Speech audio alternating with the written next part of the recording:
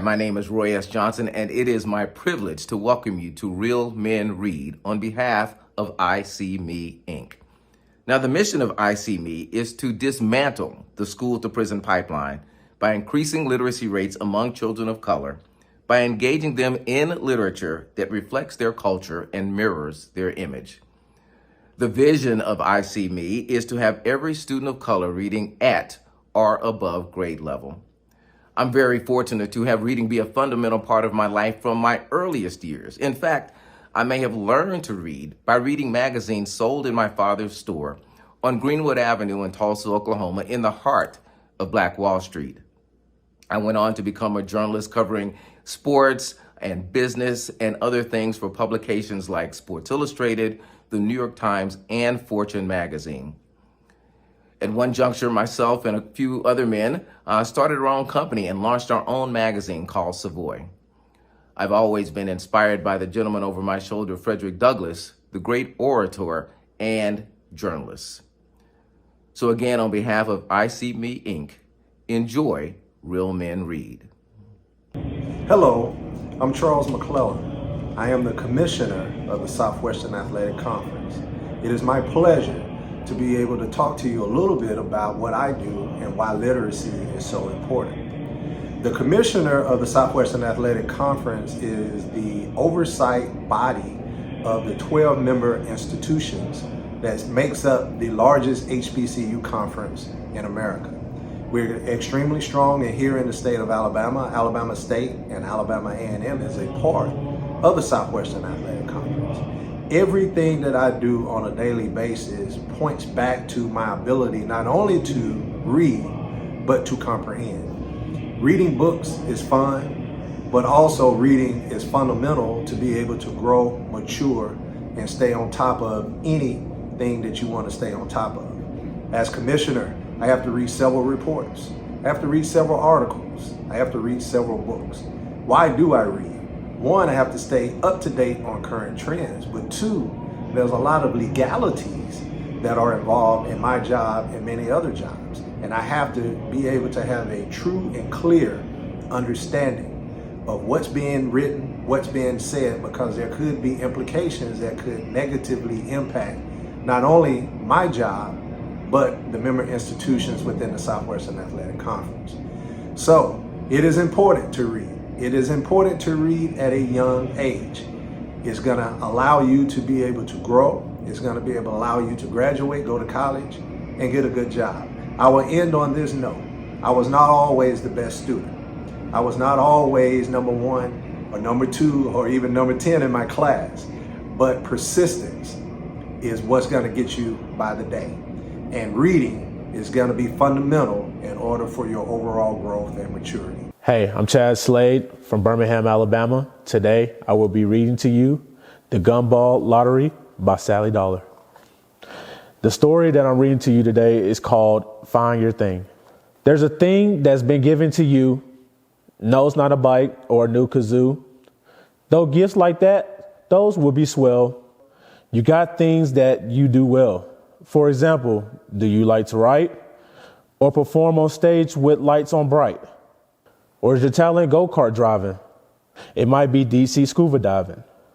Maybe you're a genius at origami or making sandwich from salami. Do you construct great pillow forts? There are things of all sorts. Do you competitive hula hoop or make delicious noodle soup? You will see if your heart's in it. With your thing, the sky's the limit. Maybe your knack is basket weaving or positive and believing. Do you yodel or collect keychains, perhaps designing paper planes? Remember, the thing is yours to find. It's within your heart and inside your mind. And once you find it, do your thing. Then your mouth will smile and your soul will sing. The end. Chad Slade.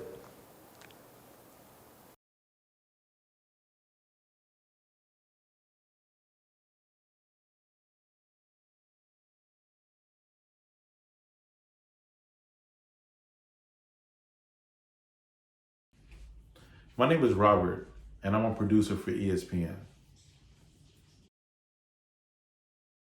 As the game is going on, what I do is I communicate to the analysts and let them know about storylines, content, direction we should go in, so to make sure that all the viewers and people watching the broadcast is getting the best experience.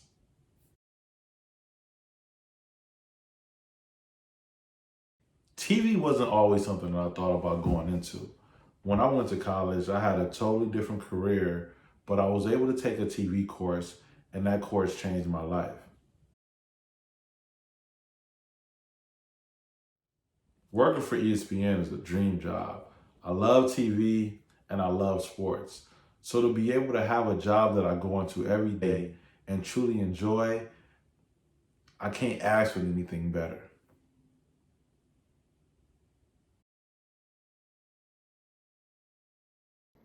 Hi, I'm Chris Goode from Birmingham, Alabama. Today I will be reading to you Three Little Birds by Bob Marley, based on a song. Rise up this morning, smile with the rising sun. Three little birds pitched by my doorstep, singing sweet songs, a melody, pure and true, saying, this is my message to you. Don't worry about a thing. Every little thing's gonna be all right. Run to the playground, laugh with my friends, and play. Three little birds perched on the swing set, whistling these words, these harmonies sweet in the air. Sometimes you just need to show you care. And you say, don't worry about a thing. Every little thing's gonna be all right. Help in the kitchen, stirring up delicious fun. Three little birds fly by my window, chirping out loud. They're reminding us each day, everyone can make a mistake. They say, don't worry about a thing. Every little thing's gonna be all right. The end. Chris Goode.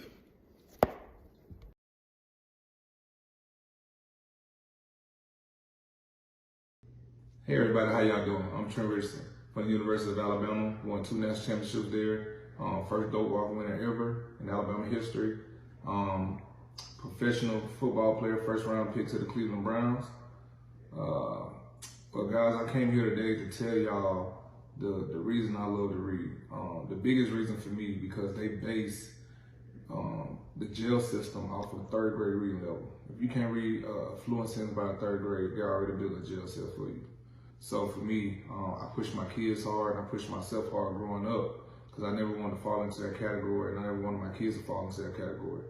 But you know, it's more knowledgeable. You get more intimate with your character. You learn more. It's brain food, and you always, you know, open to grow with expanding your vocabulary, with just knowing what you need to know that's on the paper, that you can elaborate on, much than just seeing things. For me, one of my favorite books to this day right now, and this time right now, is The Chocolate Bee. And it's basically about a little boy that's getting picked on because of the color of his skin. And guys, if anybody's ever going through that, or just getting picked on anyway, just know that you're unique. You're unique in your own way, and this is what this story here is about. And this little man, you know, had to learn that, you know, no matter what people, you know, laughed at him about his hair, about his color, or how he talked, you know, his accent, whatever it was, that he was his own individual. So guys, you know, keep reading and keep learning and keep doing good. Hello, my name is Justin Tuck. I am a former NFL football player. I played 11 years in the NFL for the New York Giants and the Oakland Raiders. I now work for Goldman Sachs in their finance department, and I am also an author. And today I want to share and read a book that I authored about my life, and it's called Home Field Advantage.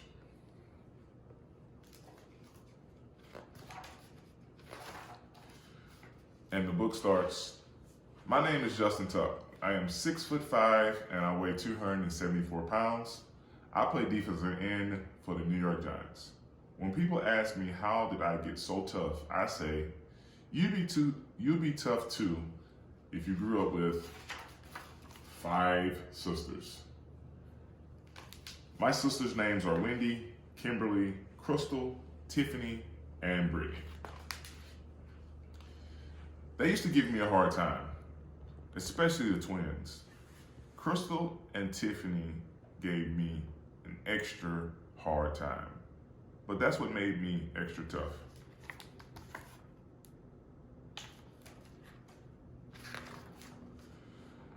Like the day they decided to give me a haircut.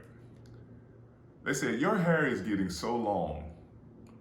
We'll make sure that you're handsome so all the girls will notice you," said Tiffany. My older brother, his name was Riley, he just laughed and walked away. "You're on your own on this one, little man."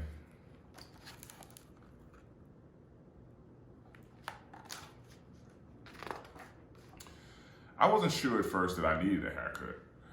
"When was the last time you cut someone's hair?" I asked. "We've watched Mama do it for plenty of times," said Crystal. "There's nothing to it," said Tiffany.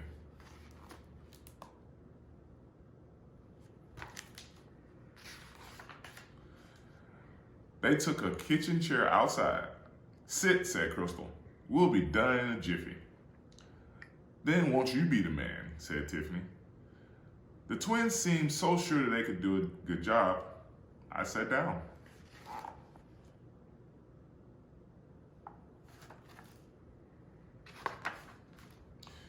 Crystal tied a towel around my neck, and Tiffany went and got some scissors. Then snip, snip, snip, snip, snip. First one twin, and then the other started cutting.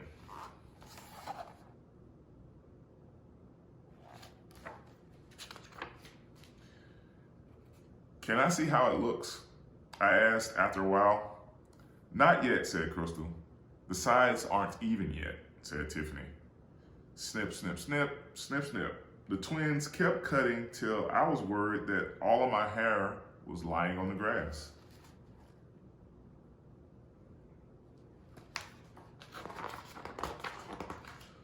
"Woo-wee," said Crystal, reaching for a mirror. Tiffany put her hand over her mouth to keep from laughing. I stared at the mirror, and I had never seen such a mangled bunch of hair in my entire life.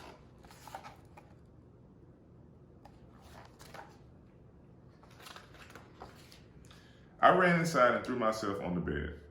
I pulled my blanket over my head, and I stayed there for the rest of the day. Look at my hair.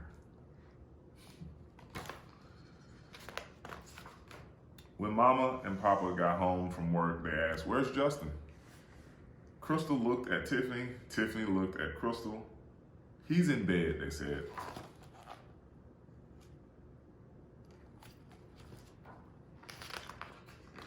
Mama and Papa ran inside and saw a lump under the covers. They pulled off the blanket, and I began to cry.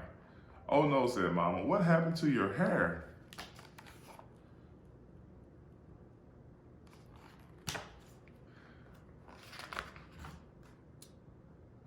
"We didn't mean for it to turn out like a reverse mohawk," said Crystal. Maybe we went a little too far," said Tiffany. They turned to me. "We're sorry, little bro. We were just messing around.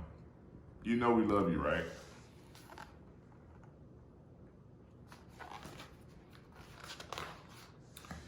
And I did. Even when they did things like this, I knew that they loved me and I loved them. We were a family, and that's what family was all about. It also helped me that as I got older, I got harder and harder to push around.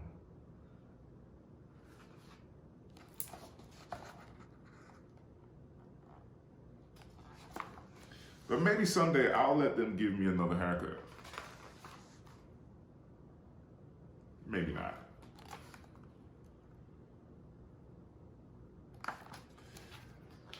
The end. I hope you've enjoyed me reading my book, Home Field Advantage. Thank you for listening.